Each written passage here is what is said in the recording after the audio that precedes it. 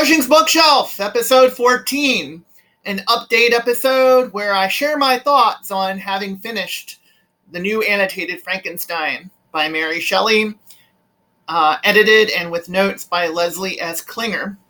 So I am Nicole Cushing. This is my bookshelf. This is the book that I'm going to be talking about again this week. I've done 2 previous episodes about this, but this will be the last one as I have finally finished it in its entirety, the appendices and all. And what do I think about it? I mean, on a technical level, the novel itself is uneven. There are plot holes. There are issues with pacing. It's herky-jerky.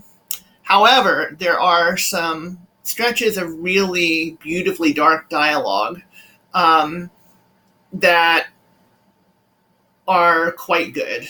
I mean, just very, very effective, very dramatic, very moving, getting at issues that have a lot of gravitas. So getting at issues about what makes us human, getting at issues of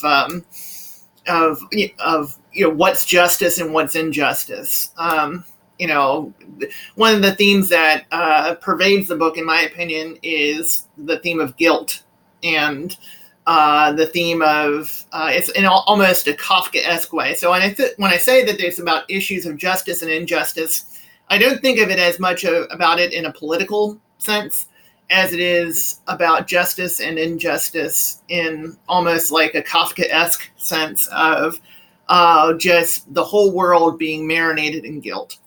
And people being falsely accused, and the whole issue of who is at fault here. And so yeah, that was one of the themes I picked up, and another was just the omnipresence of trauma. That when Victor talks at the end of the book, he is a shattered man, and trauma and grief and just what they do to a person. And the same could be said for the creature, who has the grief of abandonment and that sort of thing, and almost seems traumatized by the murders which he perpetrates.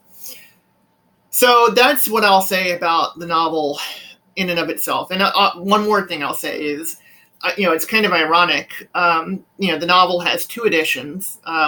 This book goes with the 1818 edition, and the footnotes will help illustrate the later revision. I think it was 1831 edition, but I focused on the 1818 edition because I thought it would interrupt my flow of reading to constantly be referring to the notes to get more information about what the 31 edition said.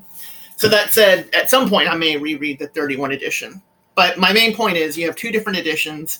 You have some brief collaboration between Mary Shelley and her husband, Percy Shelley Ward. He kind of came in and made suggestions with some wording and that sort of thing.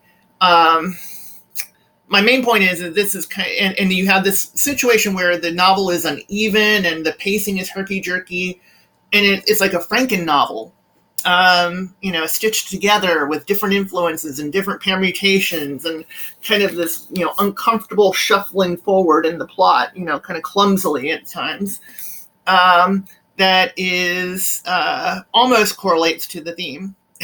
I'm sure accidentally, but yeah, so there's that. The nonfiction materials included in here are interesting. One of the things I'm taken by is just how ambitious some academics have been in terms of reading meanings into the text that I don't think are there. And kind of elaborating on things. And I guess it's one of those books where if you're looking for something in there, you can find it because it touches on so many different topics.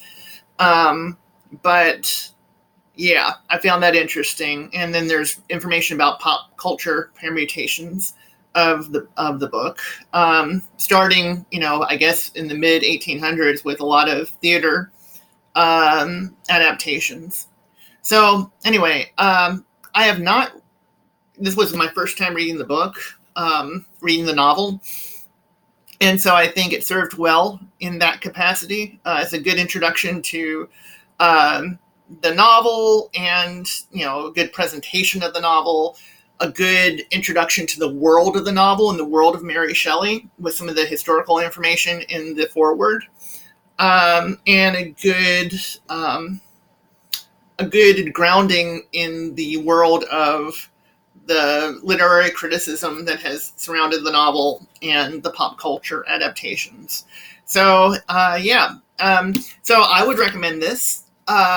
Again, I haven't read the other annotated editions, so I can't say whether they do a better or worse job, but this is a fine one. The illustrations are nifty, too, throughout. So, yeah, that's the end of my video series on Frankenstein, but of course I'll be back with more books on the bookshelf because there are many, many more left to go. So anyway, take care, and until next time, later, y'all.